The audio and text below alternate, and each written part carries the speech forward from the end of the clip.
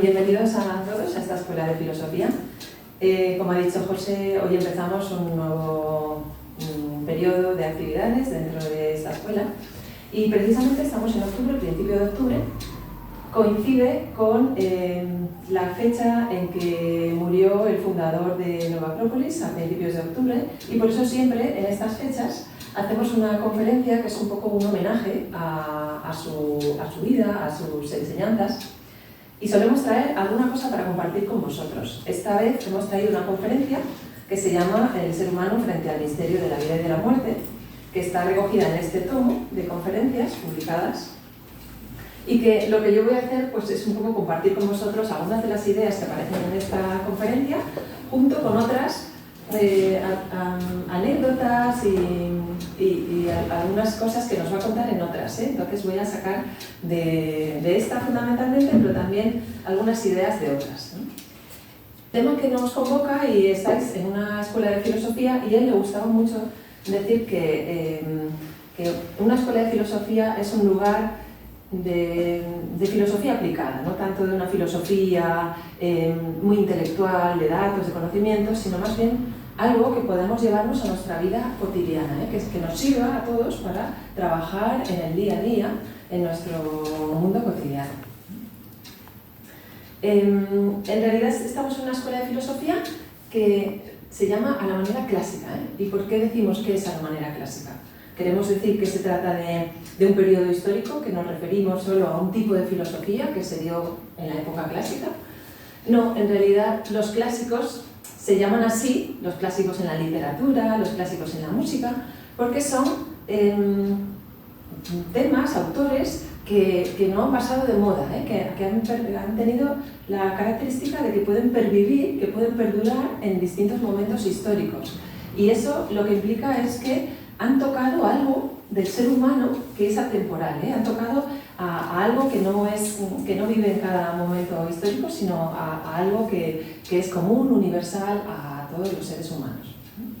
Entonces, en Acrópolis estamos buscando, como decimos, aquello que perdura, aquello que en realidad no es efímero. Estamos un poco cansados de una época en donde todo es efímero y en donde parece ser que cada persona que entra a un cargo, a un lugar, tiene como que volver a iniciarlo todo, como si todo tiempo pasado fuera peor, como si todo lo que se ha hecho no sirve y entonces tuviésemos que volver a empezar.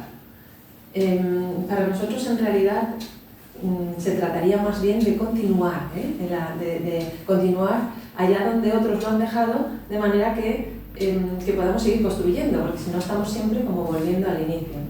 Y sabéis que suele haber en la sociedad conflictos generacionales, ¿no? Los jóvenes que no se entienden con los mayores y que quieren tirar abajo todo lo que hicieron los mayores para volver a empezar. Y esta escuela pretende ser también un punto de encuentro para superar todos esos conflictos generacionales, para encontrar ese punto en donde todas las generaciones pueden coincidir, que no es un punto que esté a ras de suelo, sino que es un punto que está un poquito más elevado, en esa Acrópolis que nosotros decimos, porque Acrópolis es como una ciudad alta, ¿no? Un lugar alto dentro de cada ser humano, desde donde nosotros podemos compartir lo mejor que tenemos. Y bueno, esta escuela de filosofía suele decir que todo ser humano es filósofo, y esto es algo que el profesor Libra decía continuamente. Nos pueden acreditar un título en la universidad, pero todo ser humano cuando nace se hace preguntas, y en esas preguntas está implícita la necesidad de conocer, la necesidad de preguntarse por la vida, por lo que sucede, y un poco con un toque de poesía, pues él decía que tendríamos que preguntarnos por los árboles, tendríamos que preguntarnos por las estrellas, tendríamos que preguntarnos por el fuego y aprender a observar la naturaleza y ver por qué el fuego siempre va hacia arriba, lo pongas como lo pongas. O preguntarnos por el agua y preguntarnos por qué el agua encuentra su lugar para ir siempre a parar al mar, como no hay obstáculo para ella, finalmente siempre va a ir a parar al mar. Entonces, como seres humanos, nosotros nos preguntamos y como filósofos nos preguntamos. Entonces, una de las preguntas básicas es ¿desde cuándo existo yo? ¿Desde cuándo estoy aquí y hasta cuándo voy a existir? ¿Esto que es la vida que me sucede? ¿Desde cuándo y hasta cuándo? ¿Dónde correría ese hilo de vida? O sea, ¿dónde empieza y dónde acaba? Y el profesor Libraga nos solía poner un ejemplo muy bonito para hacernos ver que esta pregunta que nosotros como filósofos nos hacemos se la han hecho todos los seres humanos de todos los tiempos, que es el poema de Gilgamesh. Entonces él en muchas de sus conferencias nos habló de este personaje, un héroe sumerio de la literatura sumeria, un libro o un poema, una epopeya escrita por lo menos en el 2000 a.C., o sea, hace más de 4000 años.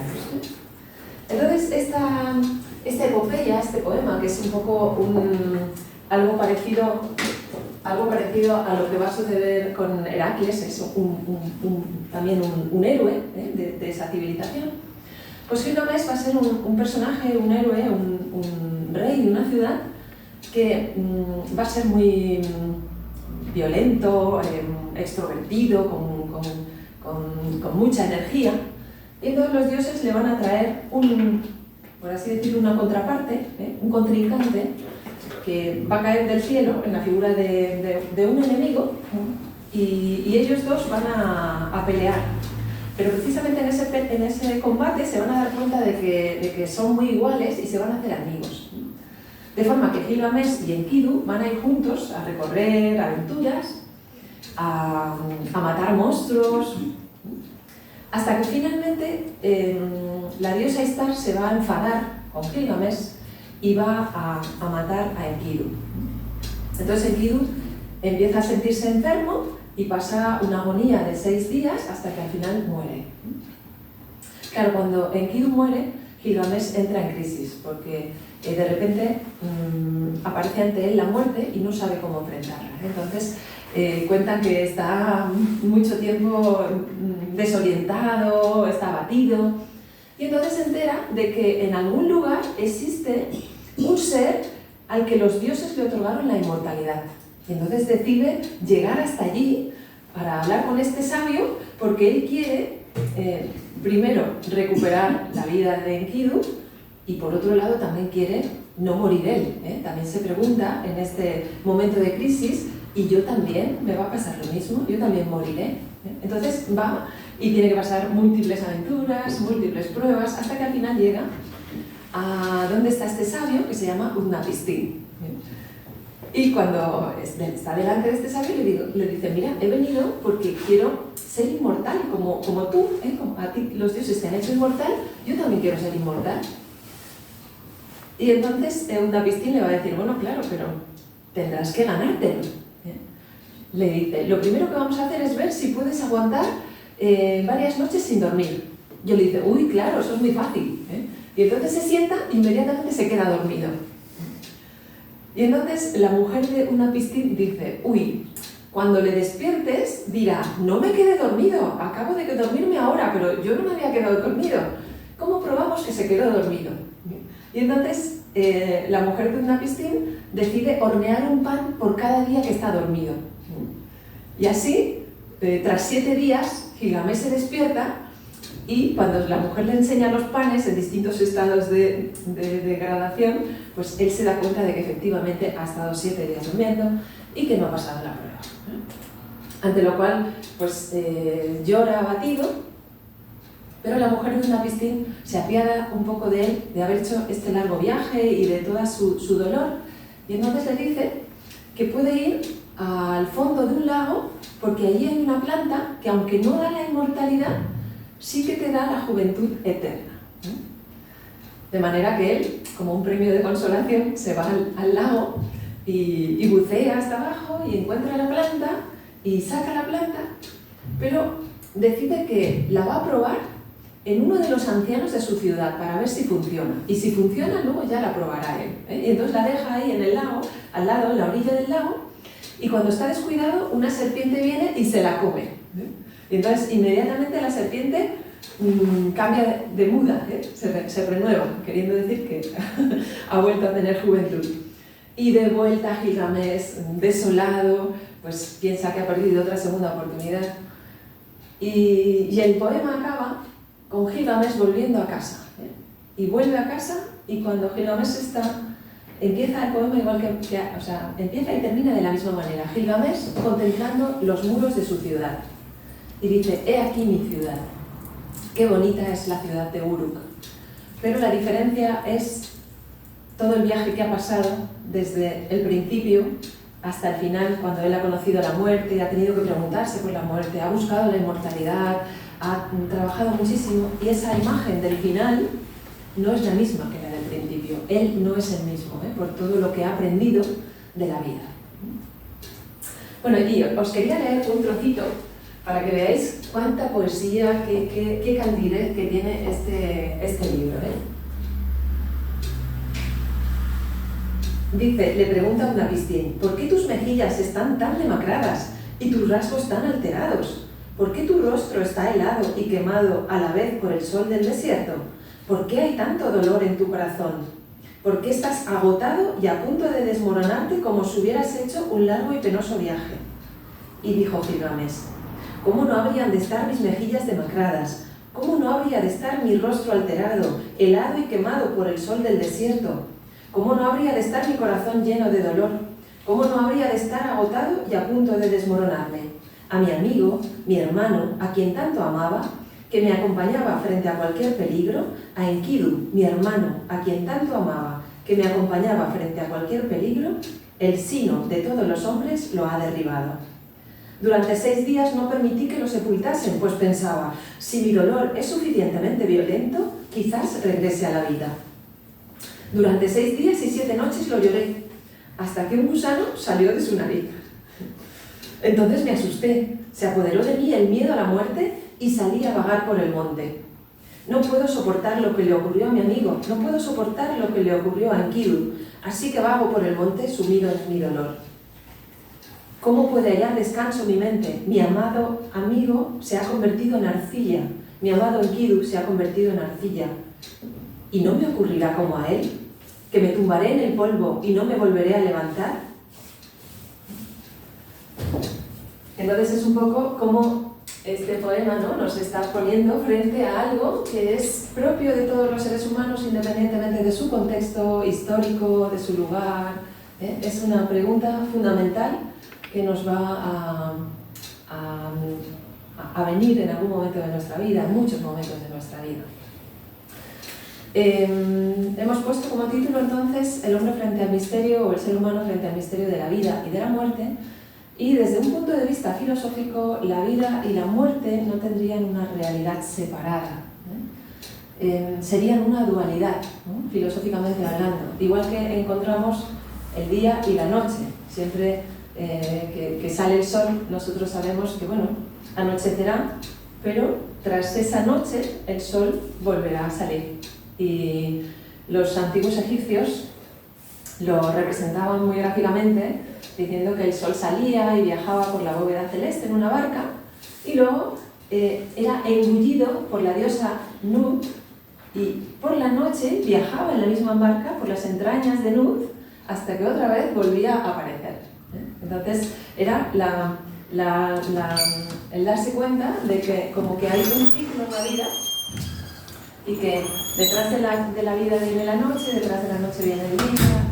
Está representado en esta imagen que os he traído porque es una de las imágenes que le gustaba mucho al profesor Libraga y de la que hablaba mucho, y es algo tan gráfico que creo que es una muy buena imagen. Él nos contaba que en los misterios de Dionisos en la antigüedad griega, Dionisos uno de sus animales era el delfín, y se utilizaba el delfín para hablar de ese misterio de la vida y de la muerte. ¿Por qué? Porque el delfín, en un momento en que nosotros lo vemos, salta sobre las aguas y en otro momento entra dentro del agua y parece que ha desaparecido a nuestra vista. Pero el delfín sigue vivo, lo que ocurre es que ha cambiado de dimensión y está en otro plano diferente al visible. Entonces, de alguna forma, esta es una idea que tenían los griegos y en general todos los pueblos en la antigüedad, muy relacionada con la teoría de la reencarnación. Es decir, la reencarnación para los antiguos era una idea muy general, muy asumida, Porque es verdad que una vida no daría para tantas experiencias que nosotros nos gustaría tener, ¿eh? ¿Quién no ha querido ser pintor, poeta, médico, escultor? Pero la vida al final nos va llevando a tener que decidir y muchas veces pues, no podemos hacer todo lo que queremos, ¿no? Y uno diría, me gustaría tener más vidas para poder hacer en la próxima esto y en la próxima esto otro, ¿eh? Y bueno, que no sepamos si la reencarnación es una realidad, pues sí que es verdad que el hecho de querer tener más experiencias o poder vivir más cosas sí que nos gustaría. Si la reencarnación fuese una realidad, que nosotros nos acordaríamos, ¿eh? Pero el no recordar no es tampoco una justificación como para negar la reencarnación, porque nosotros hay muchas cosas que no recordamos. De hecho, el profesor Libraga dice, si nosotros pusiésemos a una persona delante de un diván, ¿no?, de una consulta, y le dijésemos que nos contase su vida, es posible que toda una vida actual nos la pudiese contar en 4 o 5 horas. No digo describirla con detalles, así como podemos hacer, ¿no?, que vamos a hablar horas y horas, pero contar las cosas que recordamos de nuestra vida, eso se hace en poco tiempo relativamente, porque no recordamos todo lo que hemos vivido. Sí es verdad que hay muchos días que son, diríamos, anodinos, pero hay muchas cosas que han pasado que son muy importantes y que no las recordamos. Entonces, esto nos lo presenta Platón en el mito de Er, ¿eh? En el mito de Er, Platón nos va a hablar de la reencarnación y nos va a decir que las almas, antes de encarnar, pasarían por un río que se llama el río del Leteo, ¿eh? Y entonces, según la ansiedad que tuviesen esas almas por beber, pues ese río del Leteo, que es el río del olvido, les haría olvidar todo lo previo que han vivido, ¿eh? Y entonces entrarían a una encarnación como si entrasen nuevos, ¿no?, por así decirlo. Curiosamente, aunque a nosotros nos gustaría, a algunos, ¿no?, recordar vidas pasadas, muchos de nosotros no queremos recordar nuestra vida actual. Y hay muchas cosas que nos gustaría que alguien las sacase de nuestra memoria porque nos pesa mucho el tener que recordar las cosas que hemos hecho, muchas cosas que han pasado en nuestra vida que no son momentos bonitos. Por tanto, podríamos decir que tal vez este juego de memoria y olvido sea algo, un mecanismo de la naturaleza piadoso para ayudarnos a recordar en la medida en que nosotros seamos capaces de asimilar esos recuerdos. De todas maneras, recordar encarnaciones pasadas no nos haría sabios, porque podríamos tener como una mayor seguridad de una preexistencia, pero al final quedaría siempre la pregunta ultérrimamente de dónde venimos y ultérrimamente a dónde vamos, ¿eh? Y esa pregunta, que es una pregunta de básica de la filosofía, de dónde vengo y a dónde voy, es una pregunta precisamente porque no tiene respuesta a nuestro nivel, ¿eh? Como no tiene respuesta, siempre va a ser esa pregunta que nosotros vamos a tener ahí en nuestro horizonte. La capacidad que nosotros tengamos de ir conociendo e interpretando y comprendiendo la vida no depende tanto de los libros que leamos, sino de nuestra capacidad de comprensión, ¿eh? Y el profesor Libraga nos ponía otro ejemplo que también es muy gráfico y decía, en realidad podemos estar delante de un plato de sopa, podemos estar delante de un lago, podemos estar delante del Océano Pacífico, pero si solo tenemos una cuchara, el agua que vamos a sacar es la misma, de la sopa, del lago y del Océano Pacífico, ¿eh? Por tanto, muchas veces no se trata tanto de a dónde nos acercamos, a cuántos libros, a cuántas, sino más bien cómo podemos ampliar nuestra capacidad de comprensión de las cosas, cómo podemos ampliar los límites de nuestra conciencia para ser capaces de asimilar y de comprender aquello que la vida nos puede decir. Porque esto del conocimiento en realidad es, ya hemos dicho que hay una cierta piedad en la vida que nos permite como ir acercándonos al conocimiento de forma gradual, en función de lo que nosotros podemos asimilar, ¿no? Porque de otra forma nos daría vértigo, ¿eh? Hay ideas que son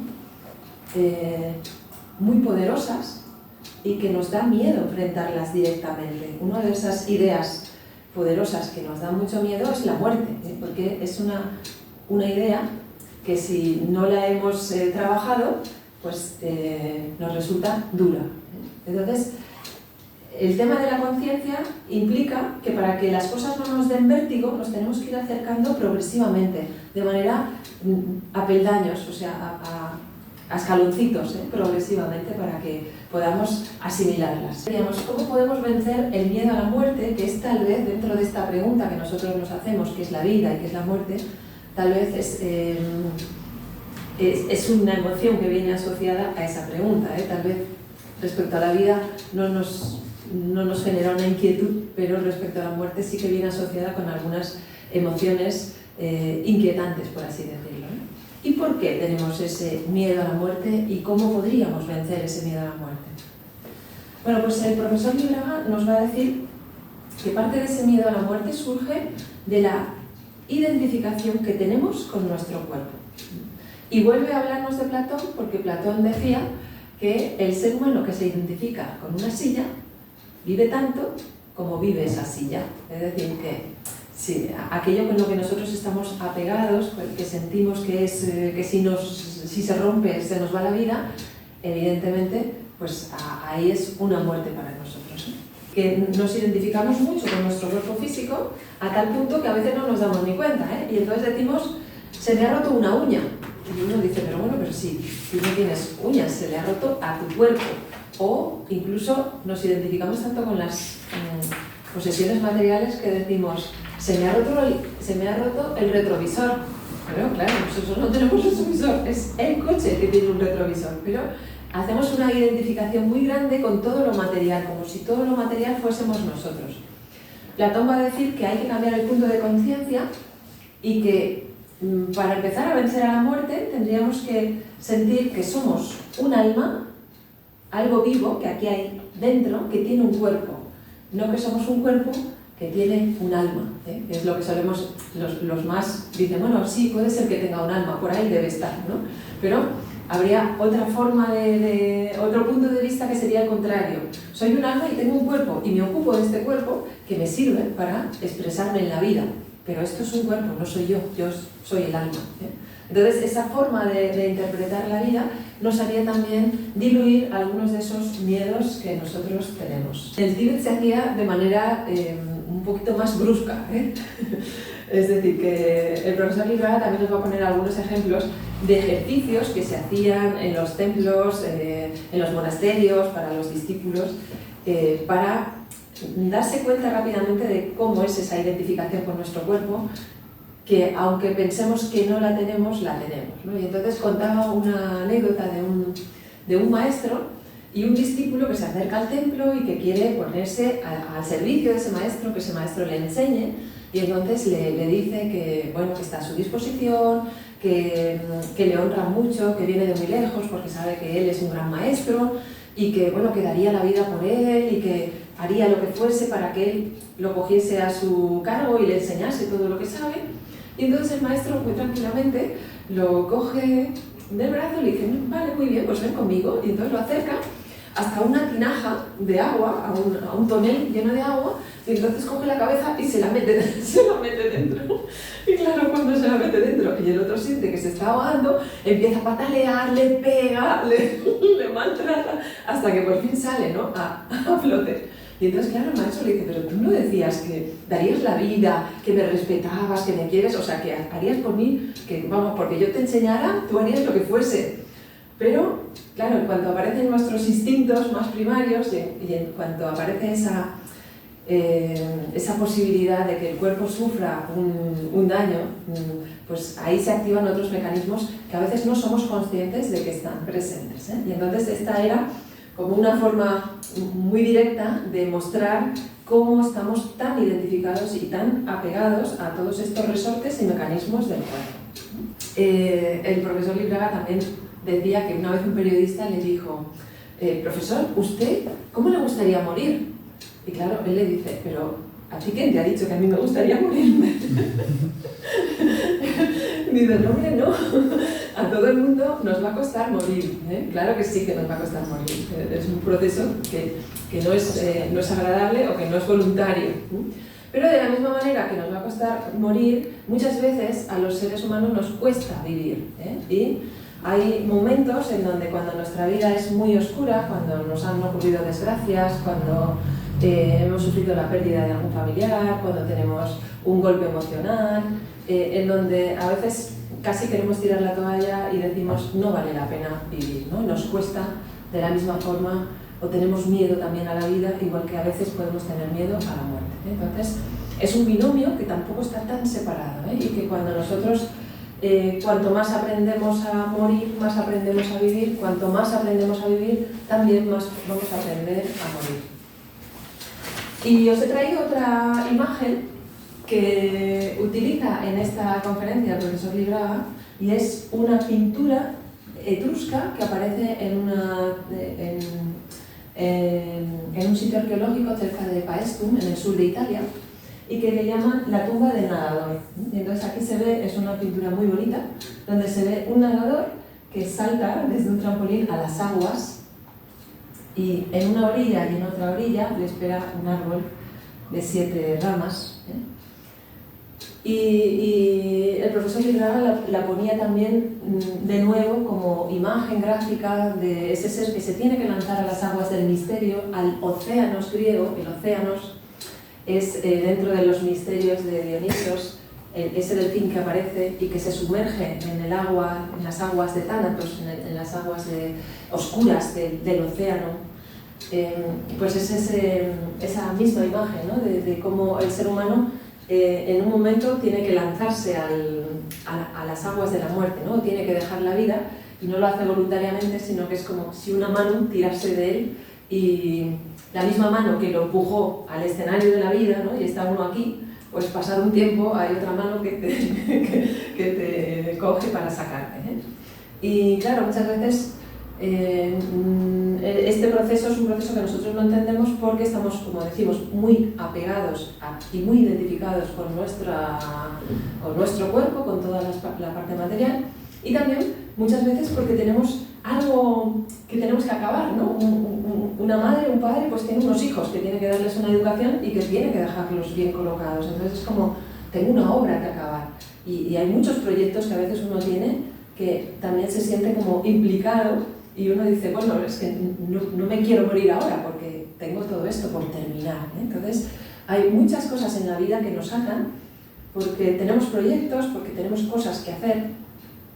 Y el profesor Libraga decía, sí, es verdad que el ser humano tiene como que sentir un poco ese desapego, ¿no? De todo lo material, pero atención, porque esto es un proceso paulatino, y en realidad tampoco hay que desapegarse de todo, ¿no? o desvincularse de todo, ¿no? Porque el hecho de que tengamos alguien que nos quiera y que nosotros queramos a alguien, esos vínculos afectivos, esos vínculos emocionales son muy buenos para poder vivir bien la vida, ¿eh? Entonces hay que tener cuidado con esas teorías también del desapego total, y que muchas veces no son más que un recurso egoísta de la gente que no quiere implicarse en el contacto con los demás porque no quiere sufrir, y entonces es como que evita la relación con los demás y esos vínculos naturales que la vida va estableciendo entre todos nosotros. En realidad este trabajo de aprender a vivir y aprender a morir sería un trabajo que hay que hacer de manera escalonada, ¿eh? Y como decimos, no podemos desidentificarnos de todo y irnos a una montaña, pero sí podemos hacer un pequeño trabajo con nosotros mismos para aprender a enfrentar mejor la vida y aprender a enfrentar mejor la muerte, y sería a través de pequeños cambios, ¿eh? Si tenemos amores bajos, pues cambiémoslos por amores elevados. Si tenemos intereses mezquinos, pues vayamos cambiándolos por intereses más inegoístas, si tenemos ambiciones pequeñas, pues cambiémoslos por otro tipo de ambiciones, de manera que vayamos cambiando un poco la maldad por la bondad, el egoísmo por la generosidad, y hagamos un trabajo interior que también nos va a limpiar mucho de deseos, apegos muy materiales. Y volviendo un poco al tema de la reencarnación, una de las cosas que normalmente cuando la gente piensa en la reencarnación también ve es las diferencias que hay entre los seres humanos, ¿no? En las condiciones de vida que cada uno de nosotros tiene, y eso genera un poco el sentimiento de que la vida es injusta o de que en realidad no hemos nacido todos con las mismas oportunidades, por tanto esto es difícil de asimilar. La reencarnación va a dar una respuesta a esto, diciendo que en realidad nuestras circunstancias actuales vienen de nuestras acciones previas, hechas a lo largo de esta vida, que sería el karma, y a lo largo de vidas anteriores. Sin embargo, aunque ultérrimamente nosotros podamos comprender y sabemos en el fondo de nuestro corazón que la vida es justa, o sea, que tiene que ser justa, o sea, no lo podemos comprobar, pero algo nos dice que la vida tiene que ser justa, aunque no sepamos y no podamos comprender todos esos designios y todas esas cosas que pasan en la vida y a nuestro alrededor. Y el profesor Vibraga recomendaba fundamentalmente, más allá de todas estas teorías, no perder la bondad de corazón, no dejar que uno diga, bueno, como todo es por algo, pues esta persona que está ahí, que le pasan esas cosas, por algo será y que se apañe, ¿no?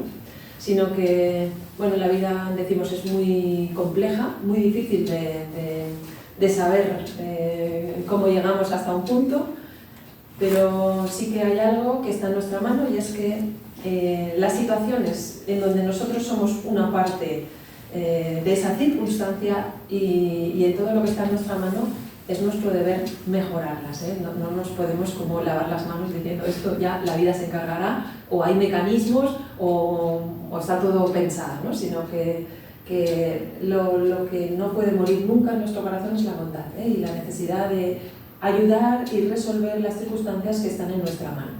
Al mismo tiempo es muy difícil saber las circunstancias que tiene cada persona, si son buenas o no son buenas. Nosotros las juzgamos desde nuestra posición, pero volviendo a Platón decía que para él, como filósofo, pues le gustaría, en una encarnación futura, poder dedicarse a arar la tierra, porque era como el gran descanso, ¿no? Después de una vida tan filosófica como la de Platón, pues arar la tierra. Pero un campesino seguramente diría, hombre, yo lo que quiero para una vida de descanso es ponerme a pensar como los filósofos y dedicarme a esto.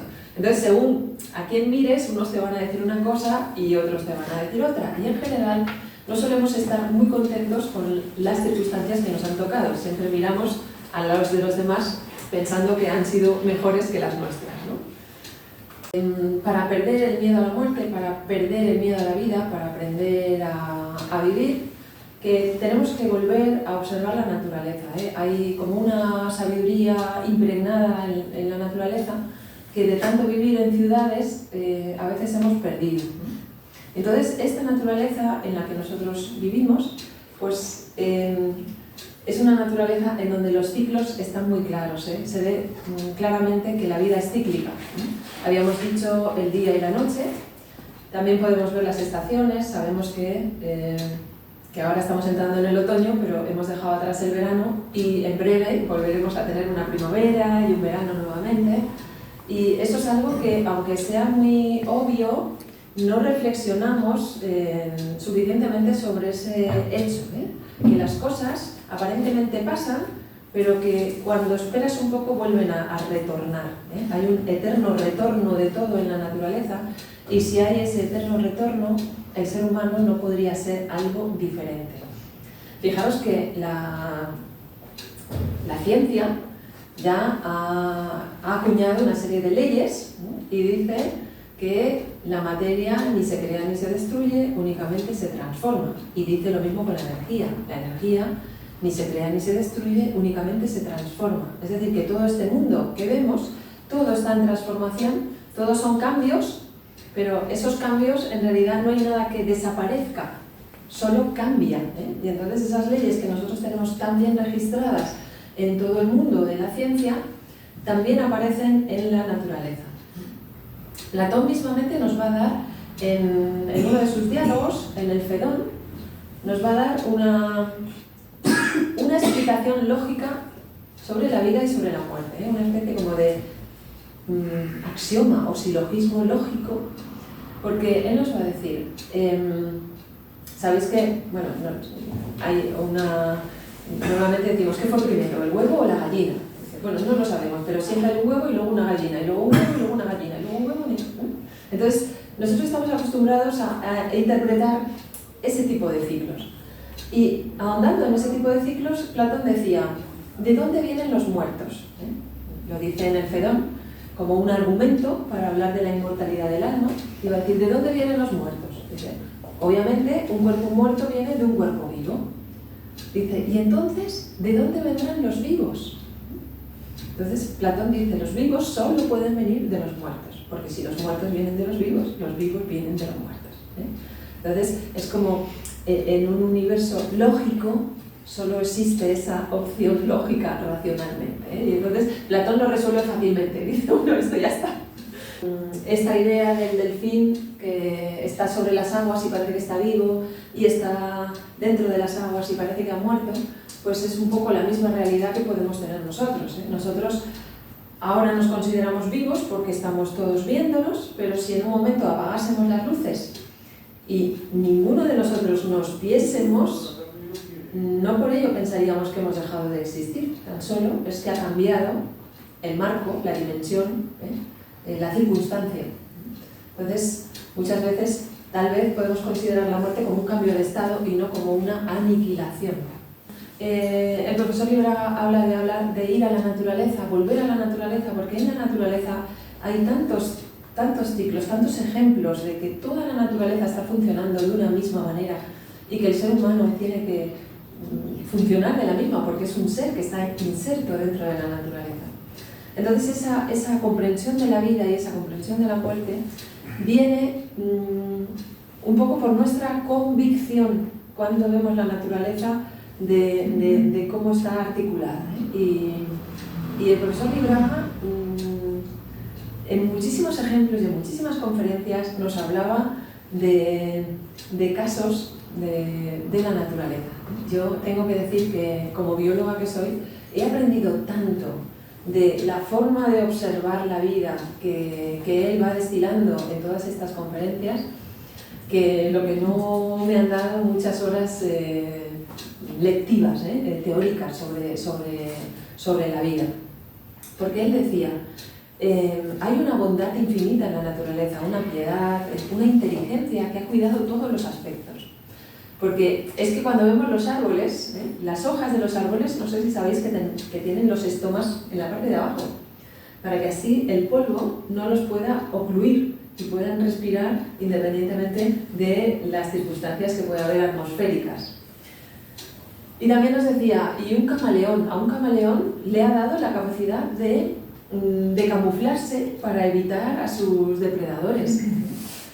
Y si pensamos en una mariposa, en una pequeña mariposa, sabéis que en las alas de la mariposa a veces está pintado en ese dibujo unos ojos de búho, para que cuando un ave se acerque, se asuste pensando que hay un búho y no la coma.